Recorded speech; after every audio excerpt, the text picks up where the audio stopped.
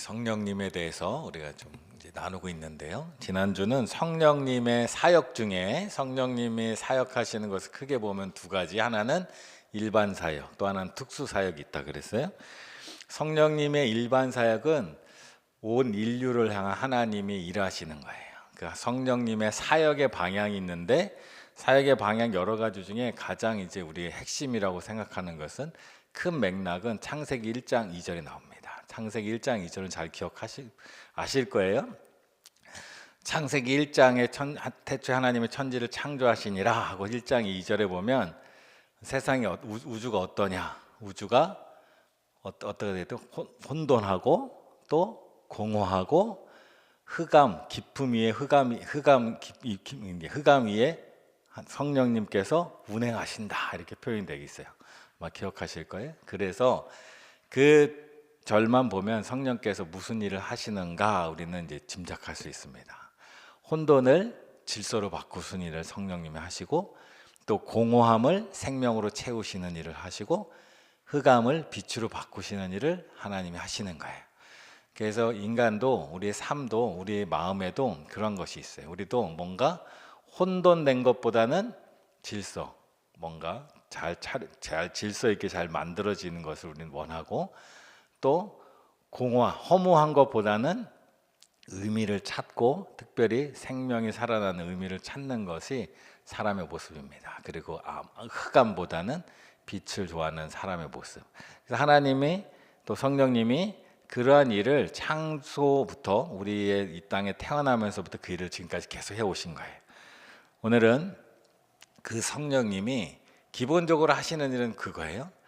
혼돈을 질서로 바꾸고, 공허함을 생명으로 바꿔가고, 또 어둠을 빛으로 바꿔가시는 일이 바로 하나님이 하시는 일인데, 특별히 특별 사역이라고 아까 말씀드렸죠. 특별 사역을 한 것은 사람이 질서를, 또 그 생명을 빛으로 가는 능력이 없는 거예요. 그래서 특별 사역은 결국 예수님을 통하여 하나님이 이 세상을 향한 계획을 이루어 가시는 거예요. 그래서 질서를 찾고 생명을 찾고 빛으로 바꿔 가시는 거예요. 그래서 성령님이 이 땅에 오셔서 하시는 일 중에 일반 사역도 있지만 특별 사역이 있습니다. 특별 사역은 쉽게 말해서 예수님과 관련된 일이다라고 생각하시면 돼요. 그 예수님과 관련된 일을 성령께서 하시는데, 성령이 일하시는 것의 의미가 무엇인가를 한번 먼저 생각해 보려고 그래요. 성령은 와서 하시는 일, 성령도 일하시는 것은 항상 방향이 있습니다. 그 방향을 우리가 짐작하고 있을 수 있는 것은, 성령께서 언제 우리에게 오셨는가를 한번 생각해 보면 될 것 같아요. 성령이 언제 우리 가운데 오셨죠? 예수님 올라가시면서 오순절 마가의 다락방에 오셨어요. 성령은 예수님과 연결돼 있어요. 특별사역은 예수님께서 십자가에 돌아가셔 부활하신 유대의 절기는 무엇과 연결이 있냐면 유월절과 연결이 돼 있어요. 그리고 성령님이 오신 것은 오순절과 연결이 돼 있어요. 이 두 절기를 한번 생각해 보려고 그래요. 유월절, 무교절이라 그래요. 이 유월절과 오순절은 두 가지 사건을 다 포함하고 있어요. 하나는 뭐냐면 출애굽의 사건 나오지만, 출애굽이 할 때가 언제냐? 유월절 때 출애굽을 한 거예요. 이스라엘이 애굽을 탈출할 때 어떤 절기 가운데 탈출했냐? 유월절에 탈출했어요. 그렇죠? 아시죠? 그래서 하나님의 영이, 죽음의 영이 문설주에 피를 바른 집만 장자들이 살았기 때문에 유월절이에요. 그러고 나서 유월절에 이스라엘 백성이 이집트를 탈출하고 어디로 향해 갔냐? 시내산을 향해 갔어요. 시내산에 도착한 게 두 번째 달이라고 되어 있어요. 두 번째 달인데, 실제로는 계산은 이제 유대인들의 전통으로 생각하면 50일쯤 도착한 거예요. 이집트를 탈출하고 50일쯤 도착해서 시내산에서 무엇을 했냐면, 모세가 시내산에 올라가서 하나님으로부터 율법을 받았어요. 그래서 출애굽을 하고 50일쯤 뒤에 하나님으로부터 율법을 받았기 때문에 그 절기를 오순절이라고 해요. 그리고 이 출애굽과도 연결이 되어 있지만 또 이것은 추수와도 연결이 되어 있어요. 유월절 때는 초실절이라 그래서 그때는 보리가 첫 열매를 맺을 때 보리 한 단으로 하나님 앞에 제사를 드려요. 그래서 유월절은 첫 번째 수확, 보리 첫 번째 수확과 관련이 되어 있어요. 그리고 오순절에는 맥추절이라고 하는데 이 보리 맥자인데 사실은 보리를 추수하는 게 아니라 밀을 수확하는 때를 그때라고 해요. 그래서 주식은 사실은 밀이에요. 그래서 첫 번째 수확을 하는, 농사의 첫 번째 수확을 하는 보리를 처음 캐는 유월절과 주식이 되는 밀을 거두는 오순절이 있는 거예요. 그래서 자 이제 이거 두 가지 다 생각해 보면 이 첫 번째 유월절은 출애굽의 시작이에요. 그리고 첫 번째 보리의 수확의 시작이에요. 그리고 오순절은 하나님께서 이스라엘 백성을 출애굽시킨 이유가 하나님의 백성 삼기 위해서, 하나님의 백성 삼으려면 하나님의 말씀과 법을 따라야 돼요.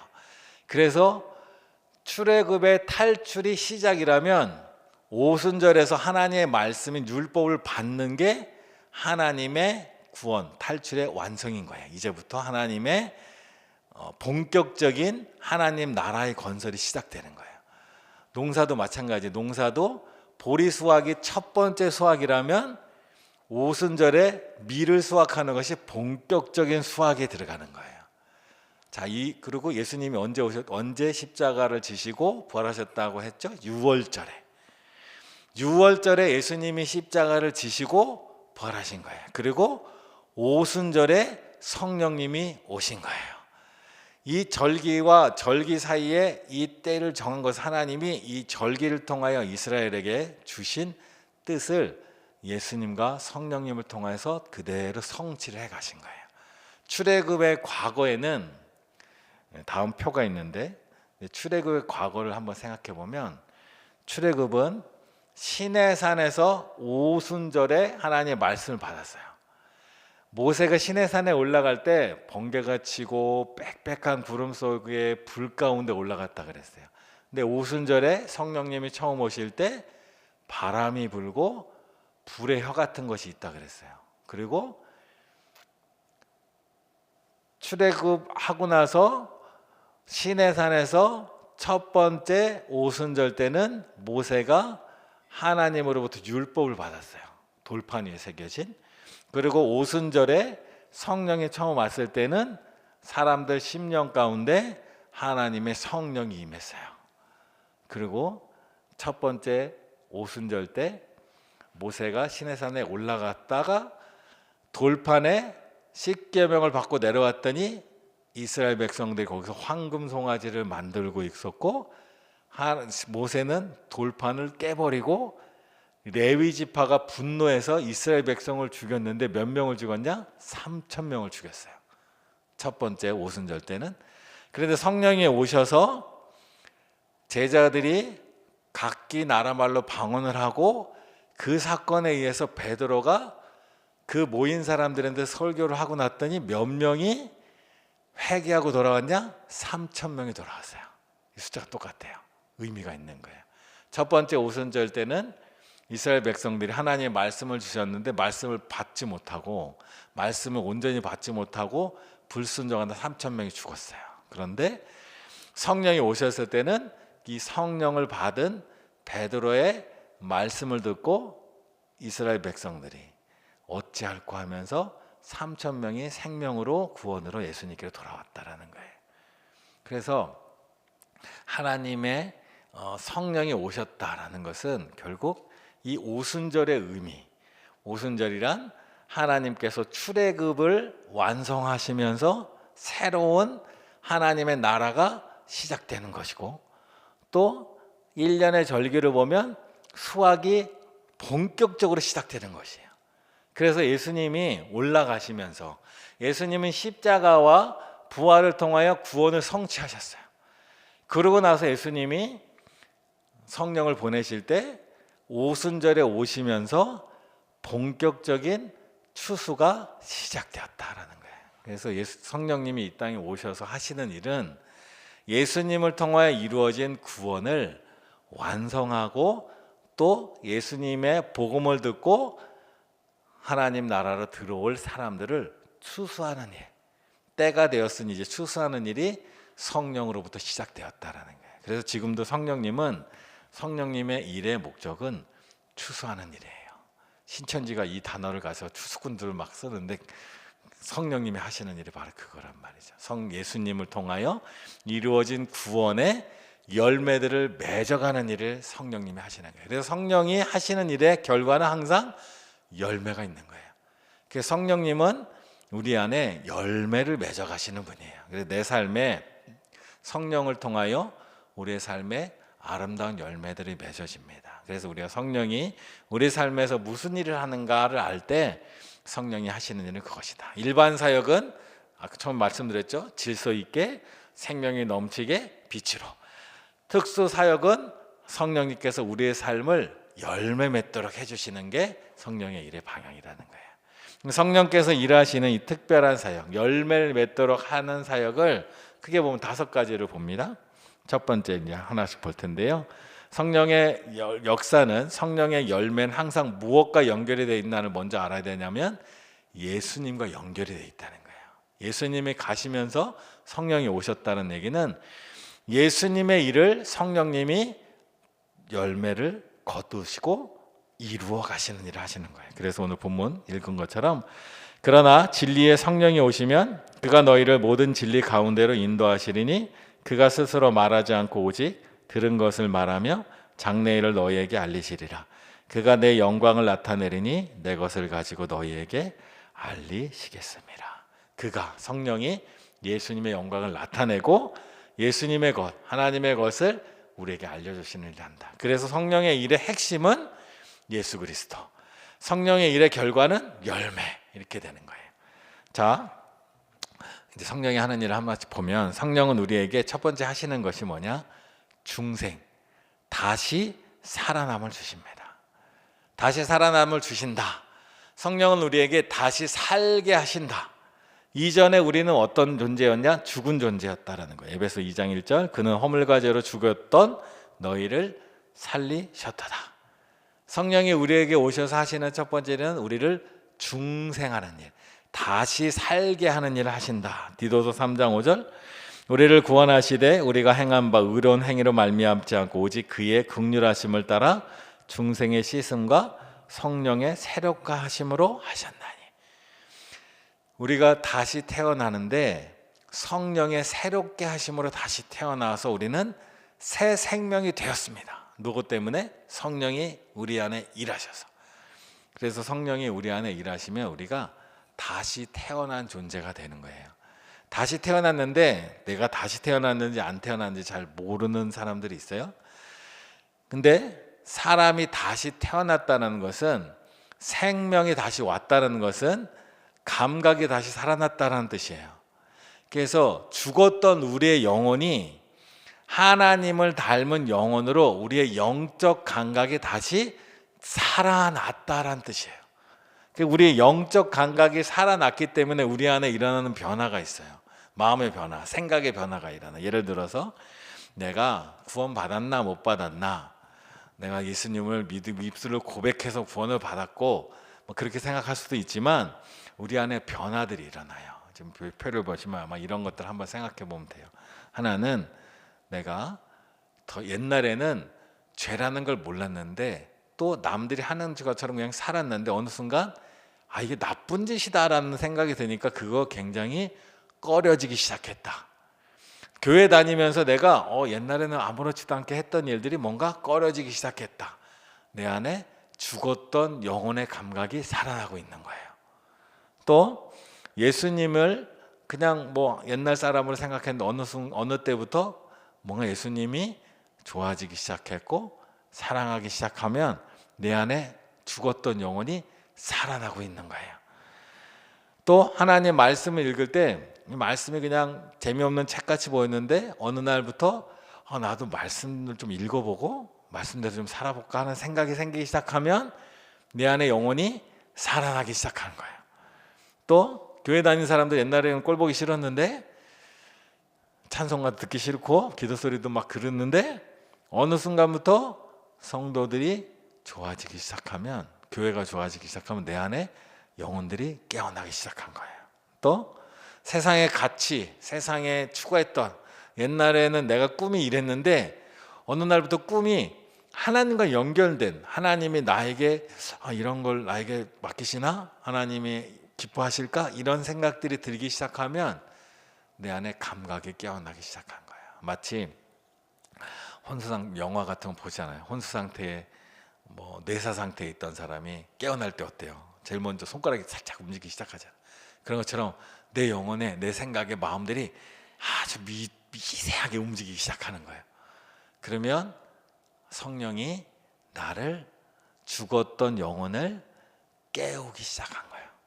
그래서 그때부터 구원이 시작된 거예요. 성령은 우리를 구원하시는, 구원의 열매를 이끄시는 거예요. 그래서 그 마음들이 생기기 시작하면 계속 내가 교회 가고 싶어지고, 또 이전에 몰랐던, 또 이전에는 별것 아니라고 생각했는데 신경이 쓰이기 시작하고, 또 죄의 길을 벗어나서 좀 선한 길을 가고 싶다, 하나님 말씀대로 살고 싶다, 하나님 기뻐하시는 일을 하고 싶어진다. 이미 그러면 구원이 시작된 거예요. 그렇게 시작되는 게 바로 중생, 다시 태어남이라는 거예요. 그리고 성령께서 하시는 일은 중생과 함께 일어나는 일인데 그것이 바로 성령의 세례라고 불러요. 예수 그리스도는 중생할 때 성령의 세례를 선물로 주신다라는 거예요. 성령의 세례란 뭐냐? 성령의 세례는 예수님 안에서 우리가 다시 태어나고, 다시 태어나고 나서는 예수님과 우리가 서로 연결되는 것을 성령 세례라고 불러요. 세례는 다 많이 받으셨잖아요. 세례란 뭐예요? 세례란 이전에 내 아이의 삶이 죽고 물에 빠져 죽는 거예요. 물에 빠져 죽고 다시 태어났다는 걸 뜻해요. 그리고 제도적으로 보면 세례를 받은 사람만이 교회의 정식 멤버가 되는 거예요. 세례의 의미는 두 가지예요. 내가 죽고 다시 살아났다는 의미와 함께 내가 이제 교회의 멤버가 되었다. 근데 교회는 뭐예요? 예수님의 몸인 거예요. 그래서 내가 교회의 멤버가 됐다는 것은 교회의 한 지체가 되었다는 거예요. 그 얘기는 뭐예요? 내가 예수님의 한 몸이 되었다는 뜻이에요. 그래서 우리 교회도 세례 받은 이들이 교회 사역을 본격적으로 하여, 그 이유는 뭐예요? 세례라는 것을 통하여 예수님의 지체가 되었고 몸이 되었고 하나가 되었다는 뜻이에요. 그래서 고린도전서 12장 13절에 우리가 유대인이나 헬라인이나 종이나 자인이나 다 한 성령으로 세례를 받아 한 몸이 되었고, 세례를 통하여 한 몸이 되는 거예요. 세례를 받았으면 이제 교회의 정식 멤버가 돼. 정식 멤버가 됐다는 것은 우리 중에 한 사람이 되었다는 뜻이면서 동시에 예수님의 몸의 일부가 되었다. 예수님의 몸의 일부가 되었다는 건 뭐예요? 예수님과 하나가 되었다. 그래서 성령 세례라는 것은 우리가 중생해서 다시 태어나서 끝나는 게 아니라 다시 태어나는 순간 예수님과 하나가 된다. 예수님의 일부가 된다라는 뜻이에요. 그래서 사도행전 2장 38절에 보면 각각 예수 그리스도의 이름으로 세례를 받고 죄사함을 받으라. 그리하면 성령의 선물을 받으리니. 세례를 받고 죄사함이 이루어지면 성령의 선물로 와서 우리가 예수님의 몸의 일부가 되었다는 것을 성령님이 알려주시는 거예요. 그래서 우리는 중생하고 성령 세례를 통하여 예수님과 하나가 되는 거예요. 그러고 나서 성령님은 우리를 중생하도록 도우시고 예수님과 하나 되도록 도우시고, 그 다음에 하시는 성령님의 일은 우리 안에 내주하시다, 우리 안에 거하신다라는 거예요. 중생한 성도 안에 성령께서 영원히 거주하시는 일을 성령이 하신다. 요한복음 14장 16절과 17절. 내가 아버지께 구하겠으니 그가 또 다른 보혜사를 너희에게 주사 영원토록 너희와 함께 있게 하리니 그는 진리의 영이라. 세상은 능히 그를 받지 못하나니 이는 그를 보지도 못하고 알지도 못함이라. 그러나 너희는 그를 아나니 그는 너희와 함께 거하시며 또 너희 속에 계시겠음이라. 내가 예수님을 믿기 시작한 그 순간, 믿는 것도 내가 믿겠다고 믿는 게 아니에요. 성령님이 도와서 믿게 되고 그 순간 우리는 중생이 이루어졌고 내가 예수님과 하나 되는 성령 세례가 이루어졌고 그 순간 성령님이 내 안에 함께 거하신다. 내 몸에 내 영혼 안에 성령님 함께 거하시는 거예요. 그게 바로 성령의 내주예요. 이것은 결코 떠나지 않는 영원한 거하심입니다. 그래서 고린도서 6장 19절 이렇게 말해요. 너희 몸은 너희가 하나님께로 받은 바 너희 가운데 계신 성령의 전인 줄을 알지 못하느냐. 하나님이 계신 곳이 하나님의 집이에요. 하나님은 집에 머무시는데 하나님이 우리 안에 오셨기 때문에 내 자신이 이제 하나님의 집이 된 거예요. 그래서 우리가 하나님의 집이에요. 예전에는 하나님의 집을 성전이라고 그랬어요. 그래서 이스라엘의 성전은 하나가 있었어요. 솔로몬이 지었고 나중에 스룹바벨도 지었고 나중에 헤롯 대왕도 지은 성전은 하나예요. 근데 지금은 이제 하나님이 성전 안에 머무시는 것이 아니라 우리 각자의 영혼 안에, 우리 각자의 안에 머무시기 때문에 하나님의 전이 다 우리가 다 하나님의 전이 되었다는 거예요. 그래서 성령님은 우리를 중생케 하고 그 다음에 우리를 예수님과 일치되도록 성령의 세례를 주고 그 다음에 우리 안에 머무시는 거예요. 그래서 이제 우리는 하나님과 하나가 된 거예요. 그리고 성령이 우리에게 하시는 일은 이제 우리는 하나님 거다. 성령께서 그것을 인쳤다라고 표현해요. 우리는 이제 하나님 거다. 우리는 더 이상 우리 자신이 우리의 소유도 아니고 사탄이 내 소유도 아니고 죽음도 나를 소유하지 않고 오직 하나님의 소유, 하나님의 것이다 라고 말합니다. 에베소서 1장 13절 그 안에서 너희도 진리의 말씀 곧 너희의 구원의 복음을 듣고 그 안에서 또한 믿어 약속의 성령으로 인치심을 받았다. 도장 찍었다라는 거예요. 하나님이 이건 내 거라고 도장 찍었다라는 거예요. 옛날에 벌목을 할 때 산에서 나무를 캐면 그 나무를 강에 띄워가지고 강하류를 보냅니다. 강하류를 보내면 나무가 이게 누구 주인지 모르잖아요. 그럴 때 치는 게 인이에요. 그래서 불로 통나무에 각자 자기 나무라고 인을 확 찍으면 가면 그것대로 다 이제 분류가 되는 거예요. 마찬가지로 하나님이 우리를 인쳤다라는 것은 이제 우리는 하나님의 소유다라는 거예요. 이것 때문에 기분 나빠하는 사람도 있을 수 있어요. 나는 자유인인데 왜 내가 하나님의 소유야? 하나님이 나를 자유롭게 해주셔야지 하는데 하나님은 우리가 자유하다라고 생각하지 않으세요. 우리는 하나님의 것이거나 아니면 죄나 사탄의 것이에요. 우리는 스스로 자유롭다고 생각하지만 사실은 우리는 죄의 종 또는 사탄의 종일 수밖에 없어요. 우리는 누군가에 속할 수밖에 없어요. 사실은 우리는 자유롭지 않아요. 자유로운 것처럼 보이지만 우리는 매여 사는 존재예요. 엄밀히 말하면 기분 나쁘지만 우리는 지구에 매여 살 수밖에 없고요. 우리는 이 지구를 떠나서 살 수도 없는 존재예요. 마찬가지로 우리는 어딘가 속해 있어야 돼요. 어딘가 속해 있어요. 우리도 모르는 사이에. 근데 우리는 하나님께 속한 자다. 하나님이 우리를 도장 딱 찍어서 이것은 하나님 거야 라고 표시해 주는 거예요. 우리는 태어나면서부터 속해요. 가정에 속해요. 부모님의 자식이라는 도장이 찍혀 있어요. 대한민국이라는 도장이 찍혀 있어요. 그래서 우리가 이 나라를 떠나고 나면요, 우리 자신이 대한민국 여권을 갖고 있어서 내가 대한민국 사람이라고 인정을 받아야 딴 나라 가서도 안전하게 여행도 하고 다 할 수 있어요. 우리는 어딘가에 속해 있어요. 어차피 우리는 자유라고 생각하지만 착각이에요. 근데 하나님이 우리를 하나님 것라고 도장을 찍어놨다라는 거예요.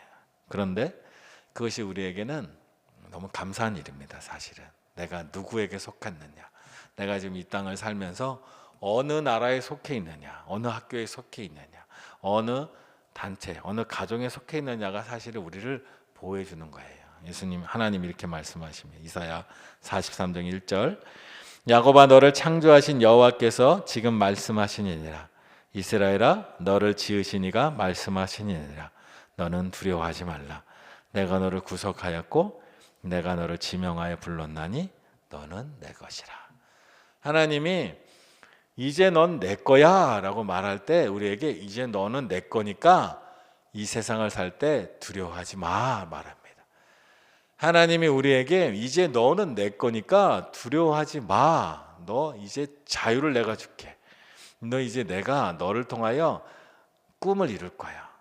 하나님이 주시는, 하나님이 우리를 소속할 때는 우리를 노예로 삼게 부른 게 아니에요. 사온 게 아니에요. 우리 집에 하나님의 나라에서 하나님의 일꾼으로 평생 불어먹으려고 우리를 사온 게 아니라 하나님 우리를 자유케 하기 위해 사오신 거예요.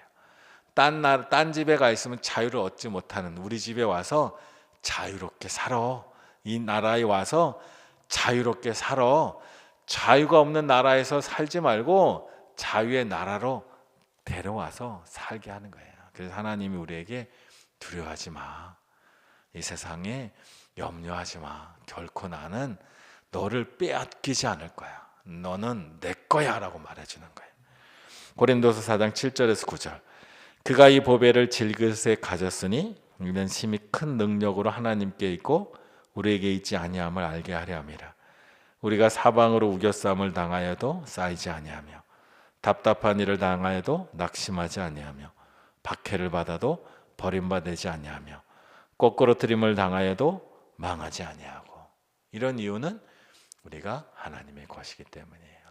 세상 그 무엇도 우리 소속이 하나님이잖아요. 우리 소속이 하나님이기 때문에 사탄은 우리를 멸망시킬 수가 없어요. 소유권이 하나님 것이니까. 그래서 우리를 고통스럽게 하고 힘들게 하고 아프게 하고 무슨 짓을 해도 그러나 우리는 멸망하지 않아요. 왜? 우리의 소속이 하나님이니까. 로마서 8장 33절 34절 또 이렇게 말해요. 누가 능히 하나님께서 택하신 자들을 고발하리요. 의롭다 하신 이는 하나님이시니 누가 정죄하리요. 죽으실 뿐 아니라 다시 살아나신 이는 그리스도 예수시니. 사탄은 끊임없이 우리를 고발하고 참소하고 구원받을 자격이 없는 자다, 이는 멸망받아 마땅한 자다 말하지만 하나님은 그렇게 생각하지 않아요. 이미 그는 하나님의 소유예요. 하나님은 자기 소유를 결코 버리지 않는다는 거예요. 지금은 이제 그런 일이 많이 없는데 옛날에 제 친구가 좀 일찍 결혼한 친구가 있어요. 일찍 결혼해서 20대에 결혼해. 20대 초반에. 부인은 나이가 더 어리니까 더 어린 10대는 아니 20대 초반에 20대 중반과 20대 초반에 결혼했던 것 같아요. 그 20대 초반에 결혼했는데 그게 이제 한 30년 좀 될 것 같아요. 그때만 해도 약간의 시집살이 비슷한 게 있었던 것 같아요. 처음에 20대 갓 대학을 졸업한 며느리가 같이 이제 부모님하고 같이 살았어요. 친구가 뭐 대학을 이제 대학원 다니고 있어서 경제 독립을 못해서 아버지네 집에 시아버지, 시어머니 또 내 친구의 형도 있고 그 집에 시집살이를 시작한 거예요. 얼마나 힘들었겠어요. 막 힘들었대요. 막 엄마, 시어머니가 막 잔소리가 많았겠죠. 막 힘들었대요. 근데 어느 날 우리 친구가 느낀 게 있어요. 뭘 느꼈냐? 집에 이제 며느리랑 있으면 가끔 이제 시어머니가 잔소리를 해갖고 자기 아내가 좀 많이 힘들어한대요. 근데 어느 날 이제 다른 친척이었나 봐요. 다른 친척이 와서 이 며느리한테, 그러니까 친구의 아내한테 이제 뭐라고 했나 봐요. 그때 시어머니가 돌변을 하더래요. 얜 내 며느리인데 네가 왜 그래? 그렇게 나갔는데 얜 내 건데, 얜 우리 집 식구인데 네가 왜 그래? 자기가 그때 깜짝 놀랐다. 아, 이게 팔이 안으로 굽는다는 게 이거구나. 우리끼리 있을 때는 막 뭐 하지만 외부의 적과 만났더니 갑자기 우리 편이 되더라. 이런 얘기를 하더라고요. 그런 경험 있으시죠? 회사에서도 그렇고 교회에서도 마찬가지지만 하나님께 속했다는 게 바로 그거예요. 사탄이 아무리 우리를 멸망시키려고 하고 참소해서 무너뜨리려고 해도 무너뜨릴 수 없는 게 하나님이 이미 우리를 하나님 거, 내 거라고 생각하기 때문에 우리가 그 안에서 뭘 잘못했어도 일단 우리를 지켜줍니다. 그리고 나중에 얘기할 수는 있죠, 하나님이. 그러나 하나님 우리를 포기하지 않는다. 그래서 우리가 하나님의 것이라고 인침을 받았다라고 성령께서 말씀해 주고 계시는 거예요. 그래서 우리의 삶에 마음이 힘들고 어려울 때 하나님을 찾으시면 하나님이 너는 하나님 거야. 두려워하지 마. 염려하지 마. 말씀해 주시는 게 바로 성령님 우리에게 하시는 거예요. 로마서 38장 38절과 39절 내가 확신하노니 사망이나 생명이나 천사들이나 권세자들이나 현재 일이나 장래 일이나 능력이나 높음이나 깊음이나 다른 어떤 피조물이라도 우리를 우리 주 그리스도 예수 안에 있는 하나님의 사랑에서 끊을 수 없느니라. 하나님과 우리의 관계는 끊어질 수 없는, 이미 도장이 꽉 찍혀 있는 거예요. 우리 눈엔 보이지 않지만 하나님이 도장 꽉 찍어서 이건 하나님 거. 결코 버리지 않고 포기하지 않고 팔지 않고 하나님 끝까지 데려가는 하나님의 존재로 하나님의 백성으로 인침을 받았다라는 거예요. 그리고 마지막으로 성령께서 하신 특별한 사역을 보면 약속의 보증이 되신다라고 해요. 약속의 보증이란 뭐예요? 보증이란 계약금을 뜻해요. 계약금을 줬으면 이제 그것은 내 거예요. 아파트를 처음 살 때 대부분은 이제 빚내서 사잖아요. 빚을 이제 60% 빚을 내고 사잖아요. 내 돈 조금 있어요. 40%도 내 돈도 아니에요. 부모님한테 또 빌려갖고 사잖아요. 그래서 많은 젊은 분들이 아파트에 가면 이곳에서 내가 정말 내 돈 주고 산 건 요만큼 신발장만 있고 막 안방도 누구 거 넣다 그래. 근데 그 집은 누구 거예요? 내 거예요. 왜? 내가 계약금 냈으니까. 빚은 냈지만 아직 내가 빚은 다 못 갚았지만 이 집은 내 집이에요. 나 소유권이 나에게 있는 거예요. 그런 것처럼 하나님을 믿게 되는 그 순간 성령님이 우리의 계약금이 되셨어요. 그래서 그 성령님이 우리가 하나님 것이라는 것, 그리고 우리가 곧 하나님 나라에 가게 될 것이라는 것, 하나님 나라가 우리 거라는 것, 이미 하나님 나라에 우리의 집을 위해서 하나님이 우리를 위해 계약금을 지불했다. 누구로? 성령님이 바로 우리의 계약금으로 지불했다라는 거예요. 그래서 고린도서 1장 22절 이렇게 말해요. 그가 또한 우리에게 인치시고 보증으로 우리 마음에 성령을 주셨느니라. 그래서 성령님이 보증을 쓰고 계약금을 냈다는 것은 천국을, 하나님 나라를 맛보게 해주신다라는 뜻이에요. 그래서 성령이 우리 가운데 하나님의 나라를 맛보게 해주세요. 그래서 우리가 하나님의 능력과 은혜를 경험할 수가 있는 거예요, 이 땅에서. 그래서 하나님께 기도하면 하나님의 능력을 우리는 경험합니다. 요한복음 14장 27절 평안을 너희에게 끼치노니 곧 나의 평안을 너희에게 주노라. 내가 너희에게 주는 것은 세상이 주는 것과 같이 아니하니라. 너희는 마음에 근심하지도 말고 두려워하지도 말라. 하나님의 나라는 평강의 나라입니다. 샬롬입니다. 그래서 우리가 하나님 나라에 있을 때 평안을 냅니다. 이 세상에 살면서 우리는 불안을 많이 느끼죠. 두려움도 많이 느껴요. 근데 하나님 믿다 보면, 하나님 믿고 신앙생활 하다 보면 나도 모르는 사이 어느 날 평강이 나한테 싹 올 때가 있어요. 사람들이 보기에는 저 사람이 평안할 수 없는 상황인 것 같은데도 평안을 누릴 때가 있어요. 그런 평안을 누리는 것을 우리는 하나님이 우리에게 주신 하나님의 나라를 지금 맛보게 해주신다라는 거예요. 사실 이 땅에서는 우리가 하나님 나라를 완전히 누릴 수는 없어요. 교회는 천국이 아니에요. 천국을 맛보는 것이에요. 천국을 맛본다는 것은 이 세상에 속해 있으면서 천국을 경험한다는 뜻이에요. 그 얘기는 교회는 이 세상과 천국이 동시에 같이 있는 것이에요. 그러다 보니까 세상의 모습들 때문에 우리가 상처를 입어요. 그러나 동시에 또 천국의 모습 때문에 위로를 받아요. 이게 교회 안에서 교회도 세상과 똑같네? 정답이에요. 세상에 속해 있으니까 세상과 똑같죠. 그러나 교회에서 세상과 똑같은 면만 볼 게 아니라 교회 안에서 천국의 맛 또한 볼 수 있어요. 그래서 이 땅에서 살면서 또 신앙생활 하면서 천국의 맛을 보면서 사는 게 중요합니다. 세상과 똑같은 일에 마음을 너무 많이 쓰지 마시고 천국을 맛보는 일로 가면 천국이라면 이런 곳이겠구나 라는 것을 알게 된다는 거예요. 로마서 5장 3절에서 5절 다만 이뿐 아니라 우리가 환난 중에도 즐거워하나니 소망이 우리를 부끄럽게 하지 아니함은 우리에게 주신 성령으로 말미암아 하나님의 사랑이 우리 마음에 부음받으니. 환난 중에도 즐거워할 수 있다는, 어려움과 고난이 있어도 그 고난과 어려움 때문에 낙심하지 않고 기쁨으로 그 일들을 이겨나가는 거예요. 왜냐하면 성령께서 우리에게 보증을 해주시고 내 마음에 보증이 들어와서 확신이 들어온 거예요. 그래서 나는 결국 하나님 안에서 잘 될 것이다.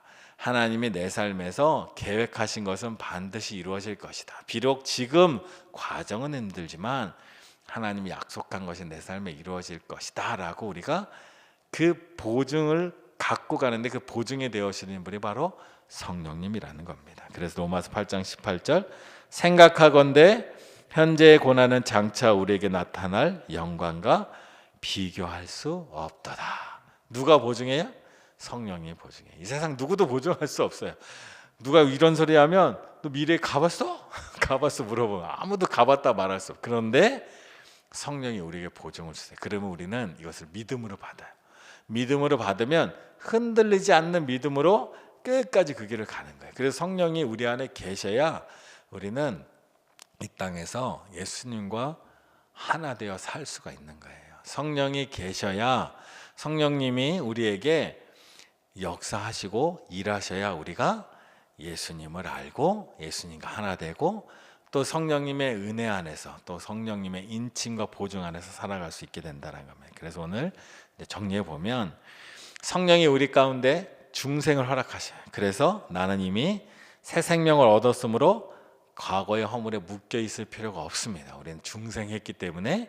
그리고 우리를 성령 세례를 통하여 하나님 예수님과 하나 되게 합니다. 그래서 나는 예수 그리스도와 연합하여서 더 이상 혼자가 아니라는 거예요. 그리고 성령이 나 안에 내 안에 내주하십니다.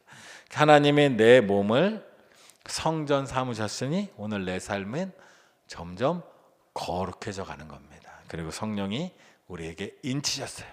하나님의 것이라는 것을 확실히 알려줘요. 그래서 세상 그 무엇도 나를 하나님의 사랑에서 끊을 수 없다라는 걸 성령이 말해주십니다. 그리고 보증이 되어주십니다. 오늘 겪는 고난은 장차 올 영광에 비하면 아무것도 아니다. 그래서 우리는 오늘의 삶을 넉넉히 이기고 나아갈 수 있게 해준다는 거예요. 그래서 우리가 이 땅에서 하나님이 우리를 위하여 예수님을 보내셨고 예수님을 통하여 우리의 삶에 하나님이 주시는 구원과 구원뿐 아니라 하나님 나라의 참복을 우리에게 주시는데 이것을 위해서 성령님이 우리를 위해 일하신다라는 거예요. 그래서 성령님은 세상을 질서 있게 또 생명이 넘치도록 빛으로 인도하시지만 동시에 예수를 믿는 우리에게는 더 특별한 은혜를 우리에게 주신다라는 거예요. 그래서 우리도 이 땅에 살면서 신앙생활 할 때 이 성령님의 은혜와 능력 안에서 해가는 게 신앙생활이에요. 내 힘으로 하는 게 아닙니다. 성령님이 구원 순간부터 이 땅에 살아가는 매일의 삶 속에 그리고 우리의 미래까지도 성령이 우리의 삶을 인도하십니다. 그래서 우리가 이 성령님과 함께 동행하며 사는 겁니다. 우리 이 시간 함께 기도하겠습니다. 기도할 때 우리 이러한 제목으로 기도하기 원합니다. 성령의 인치심과 중생의 은혜로 과거의 매임에서 벗어나 당당한 하나님의 소유로 살게 하소서. 또 성령의 내주하심과 보증을 신뢰하며 오늘 마주하는 고난을 장차올 영광의 통로로 삼게 하소서. 우리 이 마음으로 성령이 우리와 함께 하시며 우리 가운데 역사하심을 믿고 기도하며 나가겠습니다. 다 같이 기도합니다. 하나님 아버지, 우리 영혼에 새겨진 성령의 도장을 신뢰합니다. 마구의 참소나 과거의 허물의 마음을 빼앗기지 않게 하시고 세상 그 무엇도 끊을 수 없는 하나님의 사랑 안에서 참된 자유와 자녀된 자부심을 누리는 하루가 되게 하옵소서. 제 몸을 성전 삼아 내주하시는 주님, 제가 혼자가 아님을 기억하며 거룩한 삶의 길을 걷게 하소서. 비록 오늘 삶의 무게가 무거울지라도 성령님이 주시는 평안을, 천국을 미리 맛보며 살길 원합니다. 장차 있을 영광의 소망을 바라보며 오늘을 살게 하옵소서. 아버지 하나님의 은혜가, 하나님의 능력이, 하나님의 은총이 우리 가운데 있으며 하나님 놀라운 계획이, 예수 그리스도를 통한 놀라운 계획이 우리 안에 하나하나 이루어져 갈 때 성령께서 우리 가운데 역사하십니다. 우리가 성령을 의지하서 그 우리를 도우시는 성령님, 또 우리와 함께 하시는 성령님, 우리 가운데 역사하시는 성령님과 함께 이 땅을 살아가도록 주님 도와주시고 주님 역사하여 주시옵소서. 주님 돌봐주시기 원합니다. 주여 도와주시기 원합니다. 주님 함께하여 주시옵소서. 주님 도와주시옵소서. 하나님, 성령님 제 안에 찾아오셔서 새 생명을 주시고 그리스도의 몸에 접붙여 주시어 감사드립니다. 제 마음 중심에 영원히 거하시며 하나님의 소유로고 인쳐 주시고 천국 소망을 미리 맛보게 하시니 그 은혜 또한 감사드립니다. 세상이 저희를 흔들고 고난이 저를 거꾸러뜨리려 할 때마다 제 안에 계신 성령님을 의지합니다. 너는 내 것이라 하시는 주님의 음성을 듣고 담대히 일어나 승리하는 하루를 살게 하옵소서. 오늘 우리 가운데 함께 하셔서 영원히 거주하시는 그 성령의 은총과 능력으로 이 땅의 삶을 살아가고 맡겨진 사명을 감당하며 성령의 선한 열매들을 맺도록 도와주시옵소서. 우리 주 예수 그리스도 이름으로 기도드립니다. 아멘. 이제는 주님 가르쳐 주신 기도로 수요예배를 마치겠습니다. 하늘에 계신 우리 아버지, 아버지의 이름을 거룩하게 하시며 아버지의 나라가 오게 하시며 아버지의 뜻이 하늘에서와 같이 땅에서도 이루어지게 하소서. 오늘 우리에게 일용할 양식을 주시고 우리가 우리에게 잘못한 사람을 용서하여 준 것 같이 우리 죄를 용서하여 주시고 우리를 시험에 빠지지 않게 하시고 악에서 구하소서. 나라와 권능과 영광이 영원히 아버지의 것입니다. 아멘.